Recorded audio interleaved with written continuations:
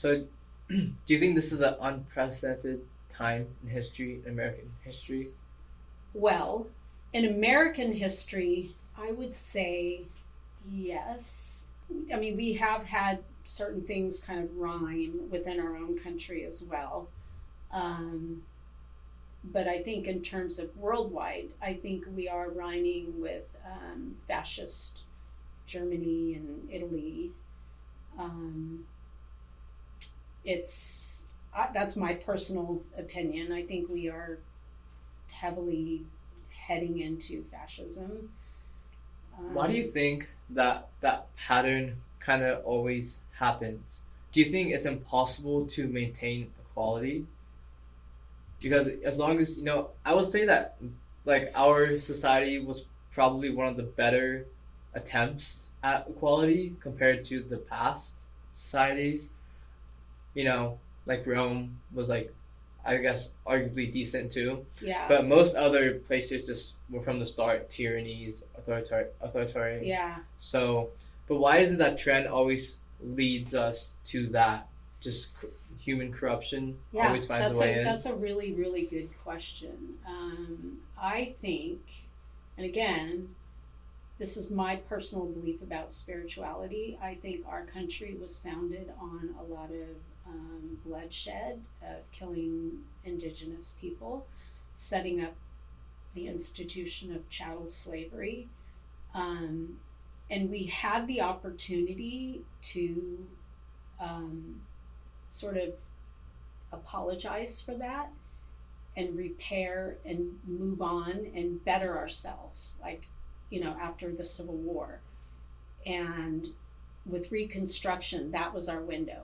So we had 7 years, I believe, of Reconstruction where it was looking good, right? We had voted in a bunch of former slaves, African Americans who were formerly enslaved, and we had the Black Caucus, and things were going great. Can you talk a little bit about the Reconstruction? When was it? Yeah, so Reconstruction happened right after the Civil War, Okay. and Abraham Lincoln had his 10% plan where, 10% of the South came in and apologized and, weren't part of local government, and they came in and they said, we're sorry and we're going to do better, yada, yada, yada.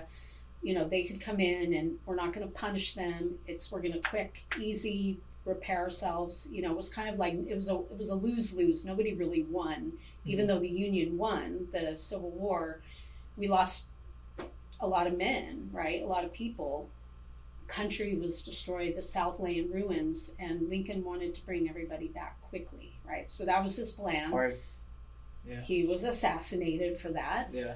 And Johnson had to take over, and Johnson was kind of um, he just caved. He caved to the demands of former, wealthy plantation owners who used to be part of legislation. And, it for 7 years, I think it was kind of they were getting there. It was rough.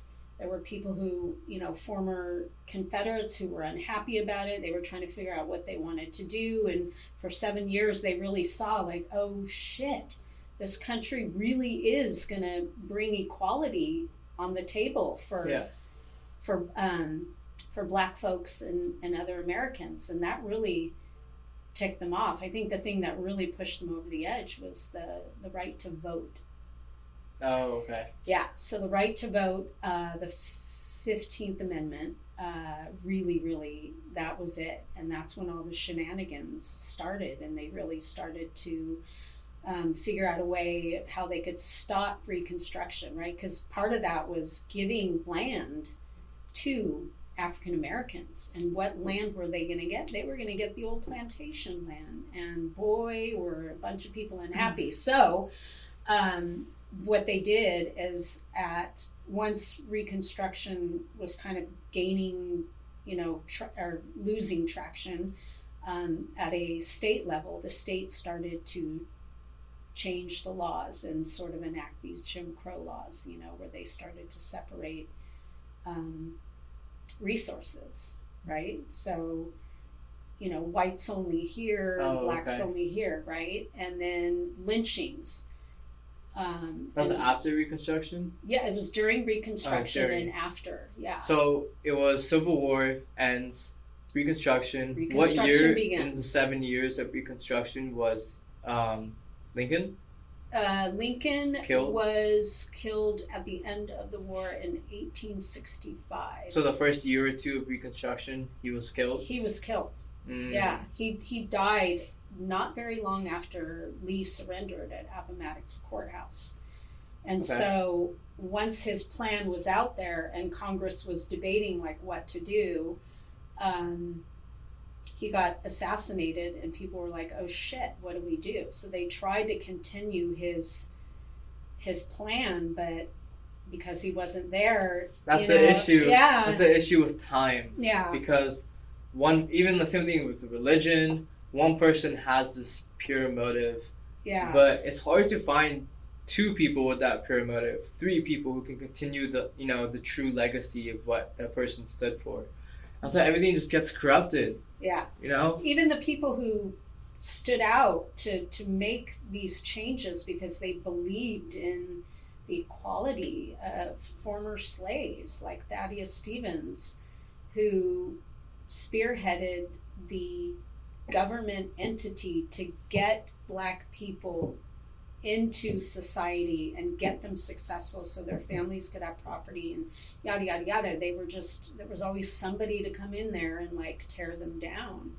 And it's so exhausting to look at, and you could see the things. I think one of the things that really caused the downfall of Reconstruction is there was an economic crisis that happened.